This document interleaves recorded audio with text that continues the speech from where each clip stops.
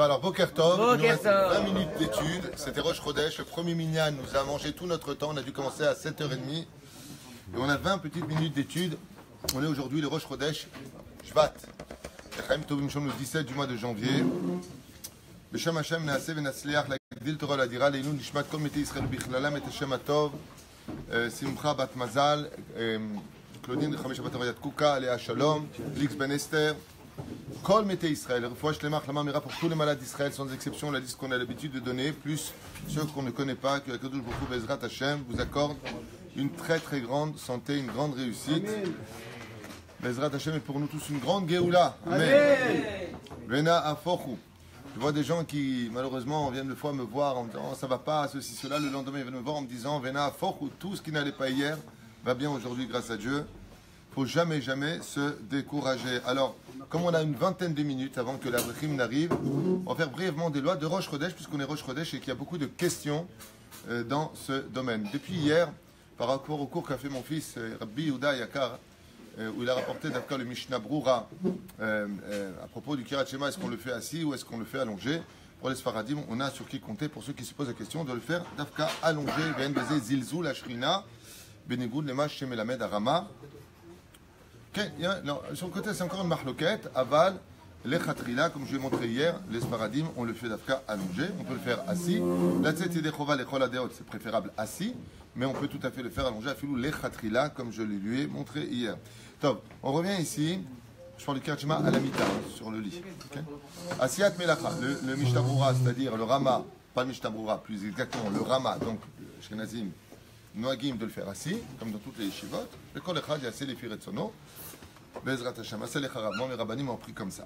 Nagu anashim shelo lasot melacha berosh chodesh. Les femmes ont l'habitude de ne pas faire des travaux à Rosh Chodesh. Pourquoi? Pourquoi nous on travaille et eux ils ne travaillent pas? Hein? C'est leur journée. Pourquoi justement? Tu as raison de dire. Excellente réponse. Voilà, on voit ceux qui mangent du gâteau le matin. C'est ce qui paraît, c'est. Ça donne de la chokma.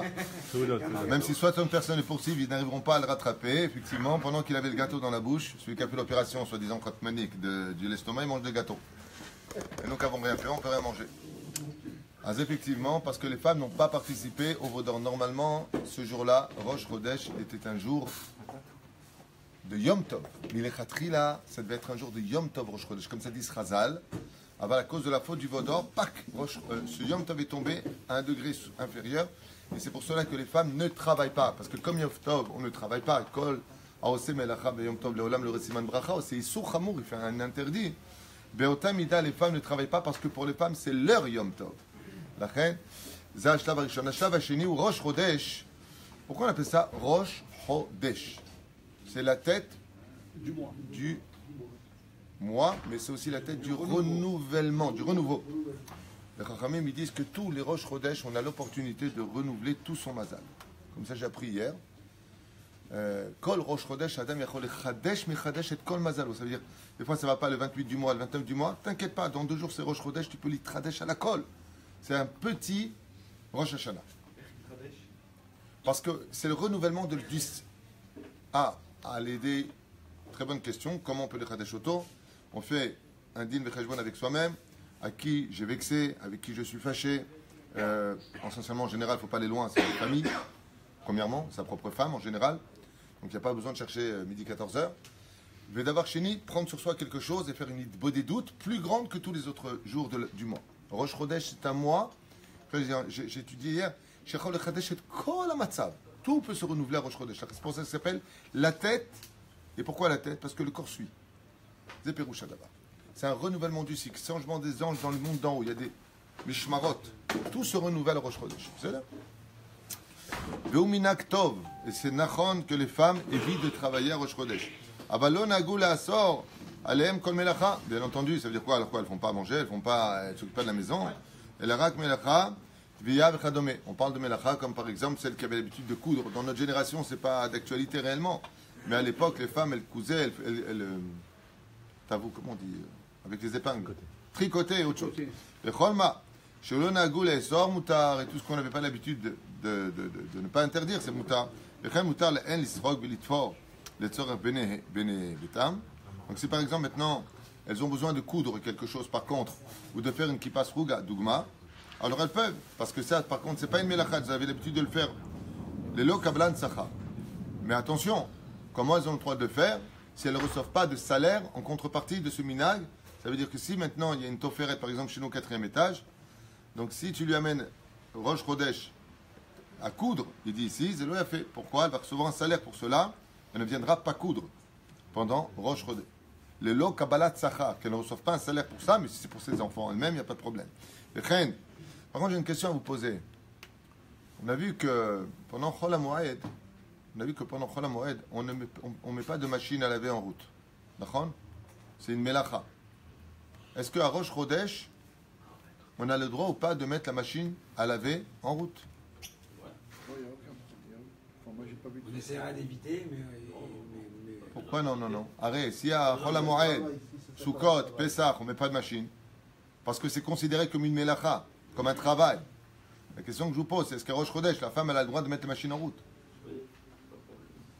Oui, parce qu'elle a pas de Zahar. Mais si on a vu pourquoi. Oui, parce que le Rosh Chodesh, aujourd'hui, il est plus vraiment Yom Tov comme il était avant. Ça veut dire que Chol HaMoed, c'est plus important que Rosh Chodesh. Je t'explique. À Rosh Chodesh et Chol HaMoed. Chol HaMoed, on n'a pas le droit de mettre de machine en route. Sauf pour les enfants, les couches, les machins, tout ça, des petits trucs qui salissent souvent. Pourquoi? Rami disent Assour, Melacha, Rosh Chodesh. Je comprends la question. Et en plus, vu que la femme, elle a pas... Donne-moi une raison logique. Oui, c'est ça. J'adore. Oui, c'est ça. Quel petit malin alors. Si la femme elle peut pas mettre la machine, alors ce jour-là, si c'est un jour pour elle, elle. alors à ce moment-là le mari fait les machines. Tov. Vechen lechabez b'mechonat gvisa she'en ba torach. Elle a le droit parce que c'est minhag Rosh Chodesh pour les femmes, tandis que pendant Chol HaMoed, Gvar c'est משהו אחר. Halakha, ici Gvar c'est minhag. Mais si la machine à laver qu'elle va mettre va exiger d'elle des efforts, אז יהיה גם אסור בראש חודש. לכן d'abord dit ouais moutar. Je voulais un peu t'arrêter sur ce domaine. Le Rav Ovadia il dit she'en ba torach. Ça veut dire si Dougma c'est Rosh Chodesh. Non, takshib. Ah, il a fait, t'as tzodek. Non, mais alors dans ce cas-là, toutes les machines à laver sont moutards aussi pendant Chol HaMoed, selon ce que tu viens de dire. À la main, on n'est plus à l'époque de mère Denis. C'est-à-dire, la reine, si par exemple, chez Rosh Chodesh, et que tous les jours, la femme qui a beaucoup d'enfants, elle a l'habitude de mettre une très grosse machine à laver, Rosh Chodesh, elle pourra mettre la machine à laver, mais fait moins d'efforts pour le faire. C'est Péroucha d'abord. Quand on parle de Rosh Chodesh, des fois il y a un jour, il y a 2 jours. 2 rouges au d'abord. Au niveau de la Ktuba, au niveau du mois, quand on a 2 jours de Rosh Chodesh, d'accord, vous savez d'ailleurs, j'ai une question pour un champion, pour voir un petit peu si vous êtes réveillé. Quelle est la fête juive qui dure 18 jours en une année? Je répète, question stam comme ça, parce que tu m'as... Rosh Chodesh, comment 18 jours? Parce que les 2 jours et un jour. 2 jours et un jour. Tous les 15. Non, il y a des fois 2 jours, il y a des fois un jour. En tout, il y a 12 et 6. Des fois un jour. Bonne réponse, voilà, c'est comme ça qu'on va expliquer. C'est 12 et 6. Dans l'année, il y a une fête qui dure 18 jours. Comme ça, si à table avec vos enfants, vous voulez être soumettre lèvres, trouvez-moi une fête qui dure 18 jours dans toute l'année juive. Vous avez donc, tous les autres, il y a 12 mois, donc automatiquement 12. Et comme il y en a un sur 2 qui est 2 jours, ça fait plus 6. Donc 12 plus 6 égale 18. Juste comme ça, une petite devinette sympathique à poser. Si vos maris n'ont pas regardé ce cours, posez-leur la question, ils vont chercher pendant 3 jours. Voilà. Enfin, quoi qu'il advienne, c'était Rosh Chodesh qui dure 18 jours dans une année, mamash. Gematria Chai, pour vous dire combien ce jour est important. Mais la reine, lo litroach. C'est ça. On parle de machine à laver, mechonat qui vit ça, katouv. Lo merdoni, comme tu as dit, Yatik. Tov. Ve'auvdot, ve'oskot, ve'melacha, letzorech, parnasatan. Et celles qui travaillent dans des bureaux, celles qui travaillent dans toutes sortes de métiers, Shimlo ya'avdu berosh chodesh yafsidu parnasatan. Et si elles ne travaillent pas Rosh Chodesh, elles risqueraient de perdre leur place ou beaucoup d'argent. Dans ce cas-là, qu'est-ce qu'elles font? Mutar, la haine, la avod, berosh chodesh. Elles auront le droit de travailler Rosh Chodesh. Ou bichlal minagze, anashim, apnuyot. Shetam lo miniat, suan la egel, shavel kulan. Et comme il dit ici, ce minagla vient d'où? Des femmes, parce qu'elles n'ont pas fait la avodazara. נוגעת האנשים לביטול מלאכה בראש חודש, אולם כיוון שכמה גדולים הראשונים כתבו שגם האנשים לא היו עושים מלאכה בראש חודש, על כך מי שמנהג להימנע ממלאכה בקדיש, סליחה, והקדיש את היום ההוא לתורה, אשרה ואחרי חלקו. Il dit, ne croyez pas que ce minhag en réalité n'était que pour les femmes. Pendant une grande période, même les hommes, selon certains rishonim, avaient pris sur eux un jour de vacances dans le mois, qui était Rosh Chodesh, à éviter de travailler, qu'ils appelaient comment? Le Yom HaTorah, le jour de la Torah. Et qu'est-ce que faisaient ces gens-là?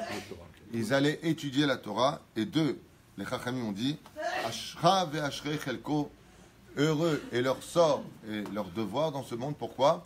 Parce que la Torah, l'étude de la Torah est capable d'annuler toute la Avodah Zara, le fait d'étudier la Torah. Zemetaken et Averot, ça répare toutes les fautes. Et il y avait des gens qui avaient l'habitude aussi de ne pas travailler, même pas que les femmes, les hommes, et d'aller au kollel étudier la Torah ce jour-là. Et Imba Levatel Minago, qui peut se permettre de faire ça aujourd'hui? Un blindé, un retraité, Quelqu'un qui est confiant. Un chômeur. un Baal Bitachon, celui qui a une totale confiance en Hachem, Ça, c'est royal. Et un chômeur, de toute façon. et un chômeur. Ou alors un chômeur. Fimba Levatel Minago. Ou alors un chômeur. Maintenant, si la personne, elle a pris sur elle, voilà. Au black, ouais. Bon, il y avait une très très belle réponse à donner qui n'a pas été donnée, tout simplement le patron. Le vrai patron. Les vrais patrons sont ceux qui se permettent de diriger leur travail et non pas eux qui sont dirigés par leur travail. Les vrais patrons, je parle des vrais patrons. Aujourd'hui, tous les gens qui disent je peux pas, comment je vais faire, ce sont des gens qui ne sont pas patrons. C'est le travail. Il faut demander la question au travail si le patron il peut sortir en vacances. Ah bah, les vrais patrons, eux, prennent à l'atzmam. Surtout quand il y a des shootafim. Pas obligé de travailler les deux. Que là, un il travaille, l'autre il étudie, ils font Zunun et Issachar. L'ertil madayom anipo. Et comment est-ce que tu vois ça? Quand il y a une gastro. Je ne sais pas quel extraordinaire pouvoir à la gastro, mais il fait ce qu'il veut. Il est capable de tout annuler. C'est extraordinaire. Le mec, une gastro, tu viens pas? Non, je suis au lit. Extraordinaire. Tsarich la'asot ou pas atarat nedarim, c'est une question que je vous pose. Maintenant, la personne a pris sur lui 3 Rosh Chodesh, Ani Lomed. Rosh Chodesh, Ani Lomed. Donc, quand on a 2 Shutafim et qu'il y a 2 jours de Rosh Chodesh, qu'est-ce qu'on fait? Un chacun. Au moins, un chacun. Shutaf ba'olam hazeh ba'olam haba. L'ech tilmad, ani metapel bakol. Le lendemain, lui, il vient travailler, l'autre, Oved. C'est top, le minag a fait meod. Maintenant, imaginez que vous deux, vous l'ayez fait 3 fois de suite. 3 Rosh Chodesh. Omer Arav Ovadia, c'est Chazaka, Tsarich Lasot Atarat Nedarim à la minag. Quand les gens ne savent pas cette halakha-là, mais voilà. Donc c'était important de pouvoir le faire. Mais comment on peut éviter Netilat Eden? Atarat Nedarim, comment est-ce qu'on peut éviter? Voilà. Il a fait alors, à chaque fois, il vient dire aujourd'hui, Bli Neder, Belo Neder, Lo Chayav Atarat Nedarim. Il ne sera pas obligé de faire l'annulation des vœux. Assour, Lachov et Ish. On n'a pas le droit d'obliger nos épouses à faire un travail pendant Rosh Chodesh. Parce qu'il y a des endroits où ils ont le minag de oui, faire travailler les femmes Rosh Chodesh. On n'a pas le droit d'obliger sa femme, si elle ne le veut pas, de travailler Rosh Chodesh. Plus que ça encore, une Mesharetet Yehudia, une femme qui travaille dans le ménage juive, chez l'Orotza la vote de Rosh Chodesh, on n'a pas le droit de l'obliger à Rosh Chodesh à travailler. Et si la personne l'oblige à le faire, elle fera une avera. Ratzal imanam ilasot melacha berosh chodesh. En le kofa, zulat bishul afia, si ce n'est que pour la cuisine, pour afia dans le four, renfourné, ou shart travail, ou tout ce qui concerne la maison. La femme, elle dit non, c'est rosh chodesh, je ne veux même pas ranger la maison. Dans ce cas-là, on lui dit mechila mikvoder yadeh alachot, la maison, afilu berosh chodesh, isha doit l'arranger. Aval, afilu isha prenat menaka, assur la chofale, c'est-à-dire l'obliger à le faire. Isha shenaga c'est la sot melacha berosh chodesh. Une femme qui a pris le minag de ne rien faire à rosh chodesh. Ve'achar kach utzracha leparnes et atzma. Apparemment, elle s'est fait virer par son mari. Ce qui est marqué ici, maintenant, elle doit s'auto-financer elle-même. Où est passé le mari? Top. Ve'ovedet bimif'al et tzorer parnasata. Elle a trouvé une place dans une usine pour pouvoir gagner sa vie. Et si là par contre elle ne vient pas, elle sera virée. Elle devra faire une atarat nedarim sur le fait qu'elle ne travaillait pas avant Rosh Chodesh. Dans ce cas-là, elle aura le droit de travailler, de faire son travail pendant Rosh Chodesh. Est-ce qu'on a le droit de jeûner à Rosh Chodesh? Oui, on peut jeûner. On peut jeûner à Rosh Chodesh. Est-ce qu'il y a une mitzvah de faire une seouda à Rosh Chodesh? Oui. Voilà. moi, le Seudot, il y a une. Bon minage, mais non. Bonne chose de ça. Est-ce qu'il y a une mitzvah de faire une Seouda Rosh Chodesh? Non, pas mitzvah. Pas mis. Oh, Tov, vous êtes en train de dire, oui, oui, obligé. Non, il n'est pas obligé. Vous savez, Ashrei, je vous dis la vérité. Vous savez, très souvent on dit on aime Hachem. On aime, les maîtres, on aime. Et je pense que c'est dur de dire, trouver quelqu'un même qui souffre, qui dit moi j'aime pas Dieu. C'est rare. Fois, on peut être un peu Dieu, pourquoi tu me fais ça? Ou alors Dieu, die. Il y en a même qui m'a dit il y a 2 jours, lâche-moi les baskets et tout, tu vois. Dieu, pas moi. Hein. Je trouve ça très sympa, mais tu lui poses la question juste quand il se calme après, tu aimes Dieu? Plus que tout. Avec tout ce qu'on a subi dans nos vies, jamais, jamais on a dit j'aime pas Dieu. Aval. Aimer, c'est pas des mots, c'est des preuves. La pire chose qui puisse arriver à un juif, la plus grande arnaque du siècle, c'est quand le Yetzer Hara te fait aimer Dieu, mais ne te fait pas travailler pour Dieu. C'est-à-dire, aimer, c'est prouver que tu aimes. C'est-à-dire, il y a des gens qui ne sont pas du tout pratiquants, mais dans leur cœur, ils aiment Dieu. C'est la plus grosse arnaque du monde. Pourquoi? Parce que Dieu, il n'a pas créé des anges, il a créé des hommes. Il a besoin que tu prouves que tu l'aimes. C'est dans petits détails. Viens Rosh Chodesh. Même si tu n'as pas beaucoup de moyens, c'est pas grave. Tu prends ta femme, tu l'invites au restaurant. Poisson, viande. À la maison, 2 chandelles. C'est exat romantique. T'as assez Seudat l'Irvoda chez le Rosh Chodesh. Il y en a même qui ont l'habitude d'allumer des lumières, des bougies à Rosh Chodesh. Ces petits détails de faire une Seuda avec Dvar Torah, un petit chant à table en l'honneur de Rosh Chodesh, ce n'est pas du tout obligé.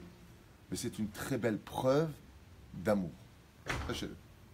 Incroyable. Yesh Noagim, tu as raison de dire Noagim, aval zelo chova, de faire des Seudot pendant Rosh Chodesh, ve'en Seuda el abepat lechem, pour avoir le mérite de dire Ya'ale ve'yavo dans le Birkat Hamazon qui est des Oraita, le Birkat Hamazon qui est d'une importance beaucoup plus élevée même que la Hamida, et là-bas il dira Ya'ale ve'yavo Yagia Yirae ve'atzeh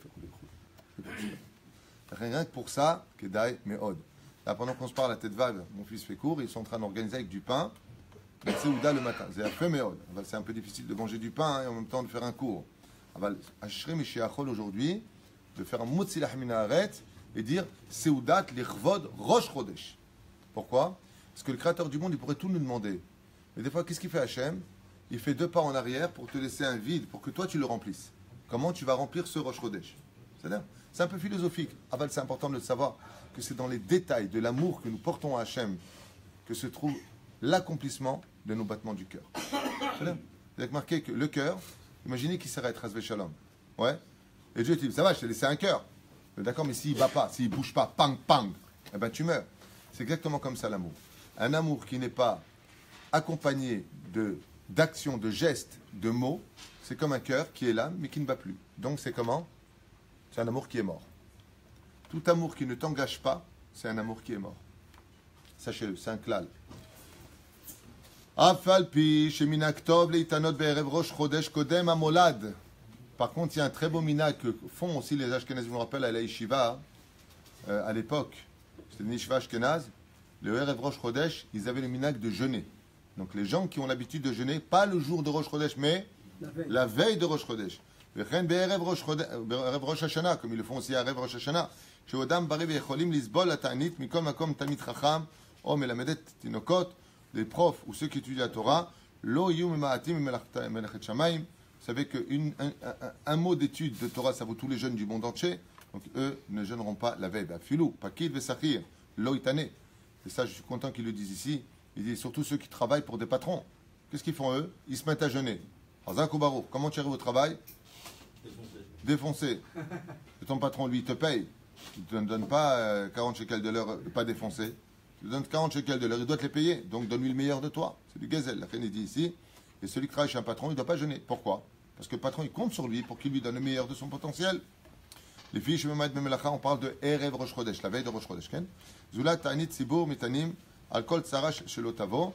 Et si par exemple les rabbanim, les Gdolé Ador, ils nous ordonnent de jeûner parce qu'il y a un grand malheur, Chaz Shalom, Chaz Shalom, Tarpel à Satan, tous ensemble, donc Ta'anit Sibur, ou Ta'anit Aktovim Bamikra, שהוא צום רביעי, י"ז בתמוז, דוגמה, וצום החמישי, וצום השביעי, וצום העשירי, שלא יפחשו מן הציבור. Mais Rosh Chodesh, est-ce qu'on jeûne ou pas?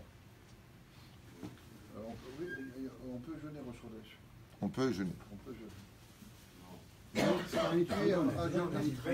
Je vous lis la halakha. Non, moi je connaissais la réponse, je voulais vous la lire. Assour leitanot chas veshalom berosh chodesh. On ne jeûne pas à Rosh Chodesh. Bichlal. C'est là. Même Khalom. Ce qu'on a dit tout à l'heure, les minagim, c'est Erev Rosh Chodesh, c'est avant Rosh Chodesh. Afal pi she'en shum chiyuv le'echol pat. Oh, il n'y a aucune obligation de manger du pain à Rosh Chodesh. Mitzvah le'arbot berosh Chodesh be'seuda. Heureux sera celui qui prendra sur lui de faire une seuda et de Rosh Chodesh. Par exemple, si cet après-midi tu appelles ta femme, chérie, je t'emmène dans un grand resto, on va chez Poulet. Hein? Au kiosque en face là-bas. Non mais c'est bon chez Poulet, la vérité, c'est très bon, on fait du bon poulet. Le numéro qui va s'afficher en bas. בכל מיני פירות וירקות וכיוצא בהם, וילקח, אם שכח ימיו את המזון של ראש חודש, ולא בברכת טוב המיטיב, אין מחזירים אותו, וכולי וכולי. לכן, מצווה גדולה לקחת על עצמנו, de prendre sur nous, de faire, בעזרת השם, ראש חודש. Maintenant, qu'est-ce qui se passe pour la femme qui va au mikvé? Isha שיש לה ליל טבילה במוצאי ראש חודש. Vous savez que les femmes qui vont au mikvé, la journée qui emmène la femme à la nuit pour aller au mikvé, elles ne doivent pas manger de viande. Vous savez ça? De peur que ça reste dans les dents, elle fait khatsitsa. La femme, la veille de son mikvé, ne mange pas de viande. Isha שיש לה ליל טבילה במוצאי ראש חודש, יכולה לאכול בשר בראש חודש, כמו שהתירו האחרונים, בין בפורים, בין בסעודת מצווה. Mais si c'est un jour où c'est une mitzvah pour elle de manger de la viande, comme Rosh Chodesh aujourd'hui, ce soir par exemple, la femme, elle doit aller au mikvé. Et le mari lui dit, baby, Arshav, c'est Rosh Chodesh, on va manger de la viande. Une belle entrecôte, du pain. Que le soir même, sa femme va Afilou, veille, lui dire. Moutar la lechol basar, seulement, par contre, elle fera très attention de sécuriser bien nettoyer les dents.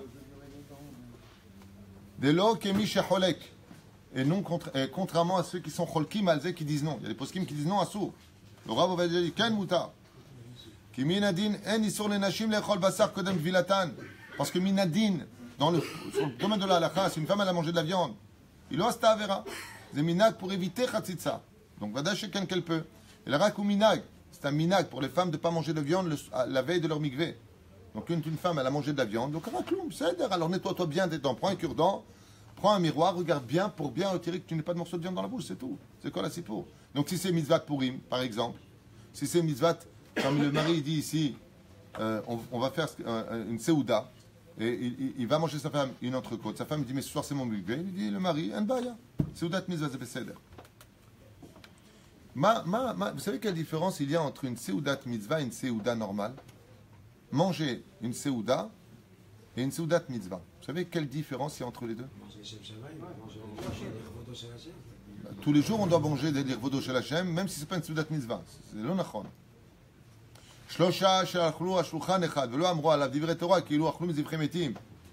Quand je mange une seouda, peu importe laquelle, pas une seouda, je mange avec du pain, minimum, c'est obligé de faire un dvar Torah. Une seoudat mitzvah, si c'est une seoudat mitzvah, lo chayav dvar Torah. Puisque la seoudat mitzvah, c'est le dvar Torah. C'est la différence. C'est l'enseignement que m'avait apporté mon fils à l'époque quand il était en yeshiva Bnei Brak. Il avait appris, je lui dis, malamata yom. Il m'a dit, aujourd'hui, on étudie en Shulchan Aruch que si c'est une seoudat mitzvah, lo chayav dvar Torah. C'est pas obligé de faire un dvar Torah. Rabbi Yehuda Yakav. Ok? Fait meurdu amar. Comme mitzvah lo gazrou. Lifnei advila, tarsot shena vetev. Donc dans ce cas-là, si la femme a mangé de la viande la veille de son mikvé, parce que c'est Rosh Chodesh et que c'est une grande mitzvah de manger de la viande, de manger du pain, de boire un peu de vin. Mamash, pourquoi?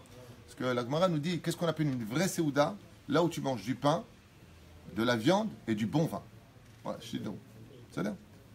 Et nous, on adore ces minagim. Excusez-moi, non, Ah. c'est juste une question. Ah. Du mikvé. Non, non. Khalé. C'est vrai, les dents, tout ça. Oui. Mais pourquoi l'homme, quand il va au mikvé, même s'il y a des trucs dans les dents, il n'y a pas de problème? Il peut même garder sa chaîne s'il va au mikvé là. Pourquoi? Parce que c'est minag, c'est lo halakha. La femme, c'est obligé pour elle d'aller au mikvé. C'est la chassidoute chez nous les hommes. Ah, ok. C'est là.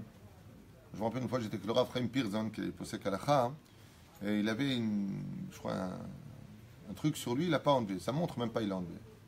Alors je lui ai dit que c'était mieux d'enlever. Il m'a dit, Nachon, c'est mieux, mais c'est pas obligé. C'est là.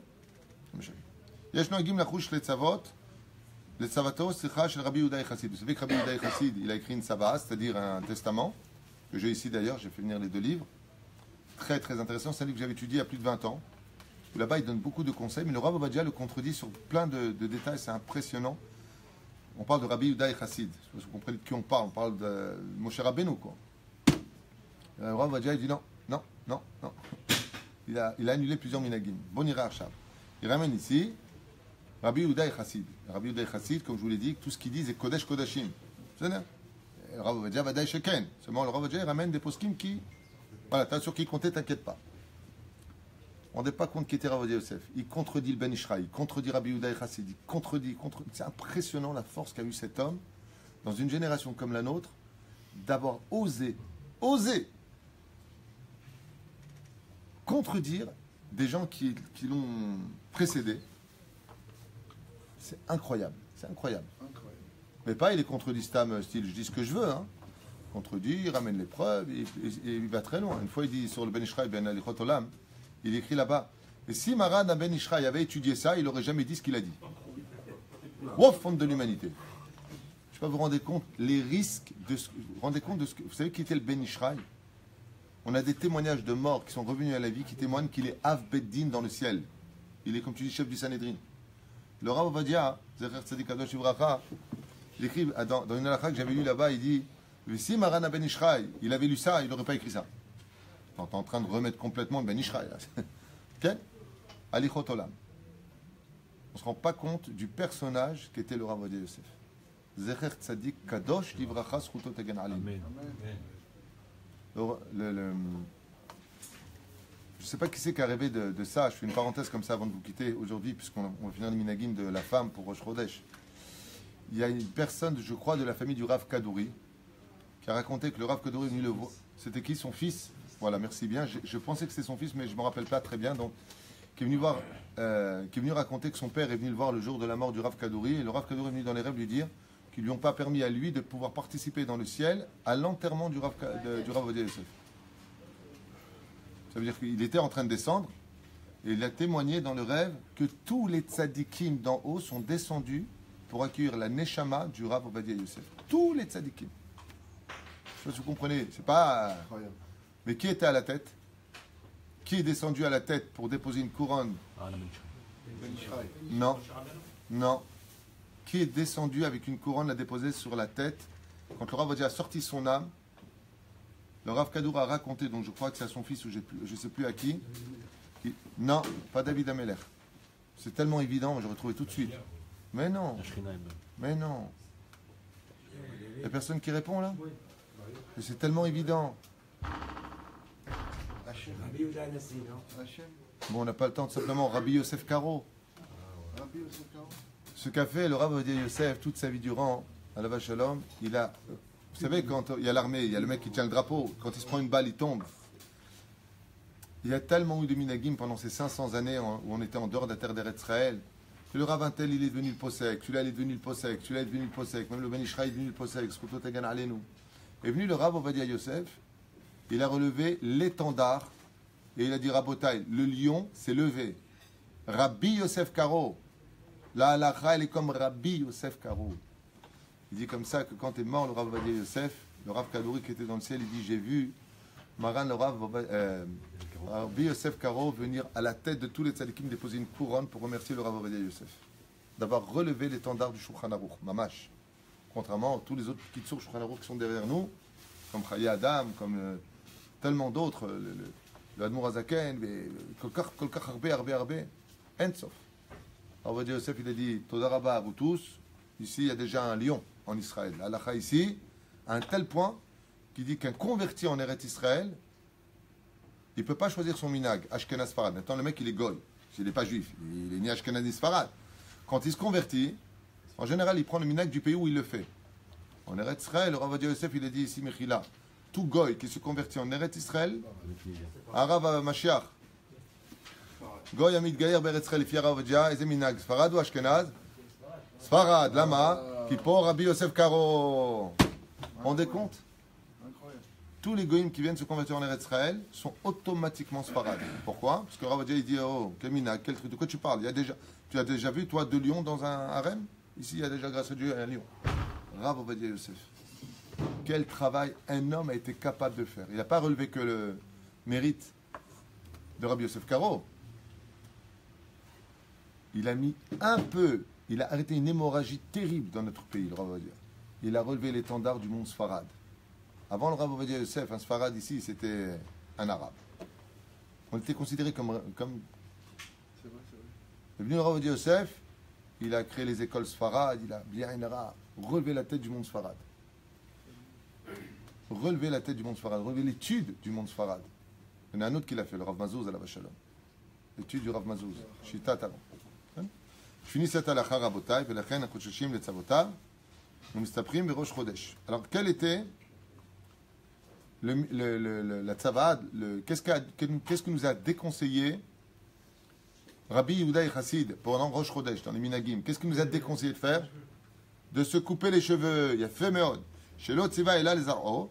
Il dit oui, mais alors s'il a dit, cette langue du Rav Yosef comme elle est kadosh. Rabbi Yehuda Chassid, il te dit, c'est pas bien de se couper les cheveux Rosh Chodesh. Le Rav il te dit, en l'archosh, le tzavotav. T'as rien à craindre, tu peux y aller, mon pote. Non, je veux dire, une fois on a dit au fils du Rav Yosef, Abba Yakoul, il a répondu, Ata medaber moti shemra al Abba. C'est du moti shemra de dire au Rav Yosef, il est cool. Ça veut dire quoi? Il fait du tzrok de la Torah. Et là, regardez comme il répond, regardez la finesse, la gdusha du Rav Yosef. Il dit, Shelo, Tziva, et là les arrows, quand il a donné sa tzavat, c'est pas que ce qu'il dit est faux, il dit Chaz Shalom. Il dit, mais quand il a dit n'allez pas à Rosh Chodesh chez le coiffeur, il parlait à sa descendance, à lui pour ce minag. Le sa son kavod. Chez l'autre, Tziva, et là, les arrows, à sa descendance à lui. Il n'y a aucun problème d'aller Rosh Chodesh chez le coiffeur. Alors qu'est-ce que tu fais la tzava de Rabbi Yehuda Chassid? Il te dit Nachon. Mais ce qu'il a dit là-bas, je peux t'affirmer, sans lui avoir posé la question, qu'il parlait à sa descendance. D'Afka, pas à tous les enfants d'Israël. Contrairement à d'autres minagim qui sont pour nous tous. J'adore. Et c'est pour cela que chacun prendra le minag de ses parents. Moutar l'exhort, c'est pour Naïm Rosh Chodesh, tout comme on peut tout à fait se couper les ongles pendant Rosh Chodesh. Vous frappez sa femme. Pardon, non, ça c'est pas marqué. Ah, ça vous fait rire les hommes. Avec des hommes de l'autre côté, ils sont morts de rire.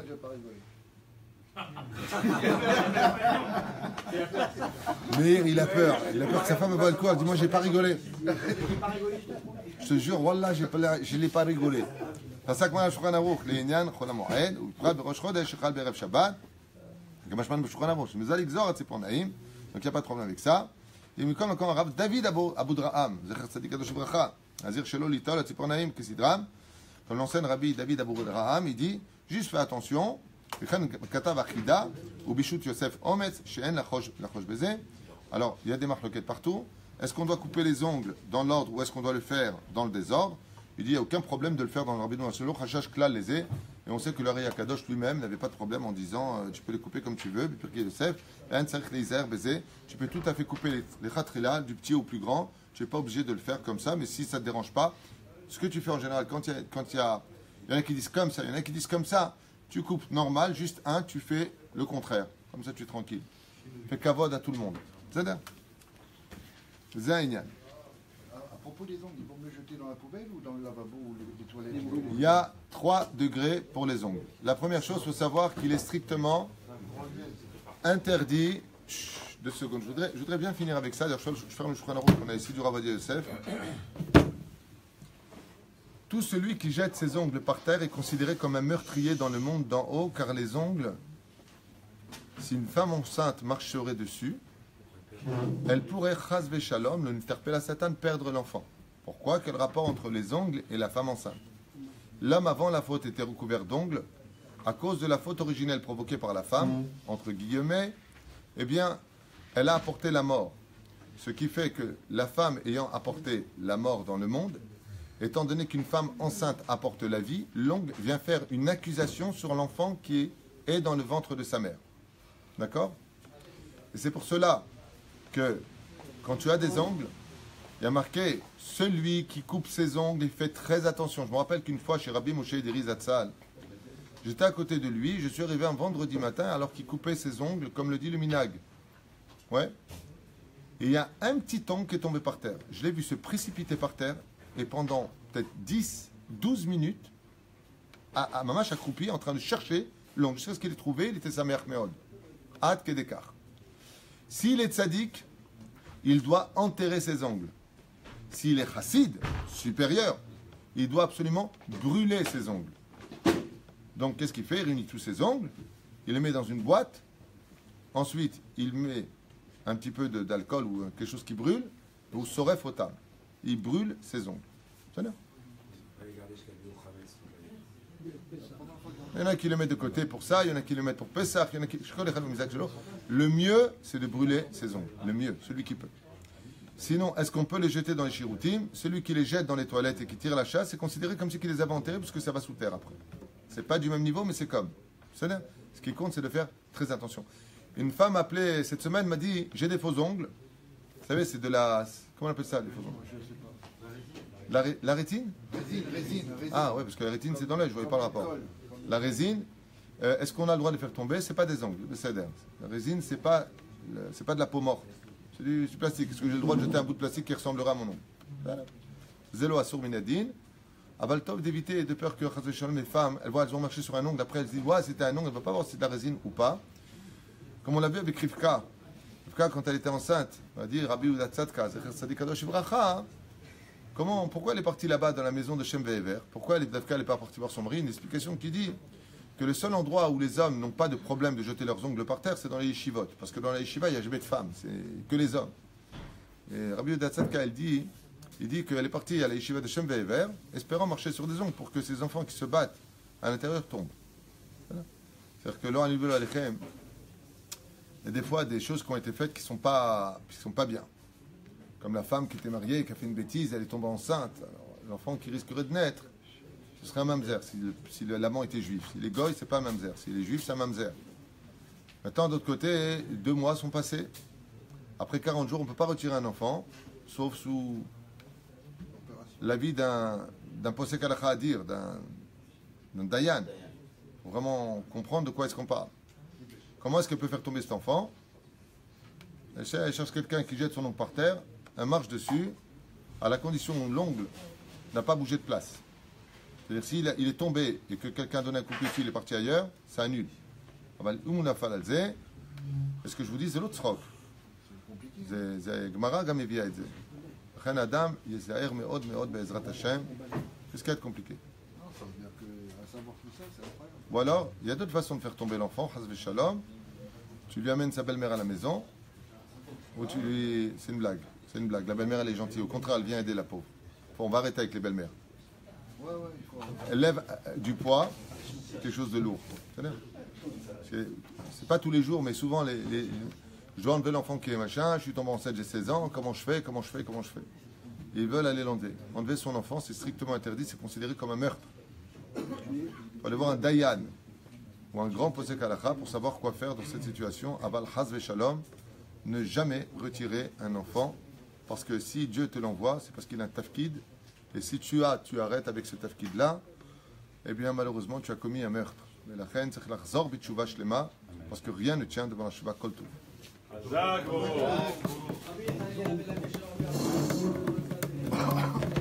je suis pas d'accord avec le colorant des femmes.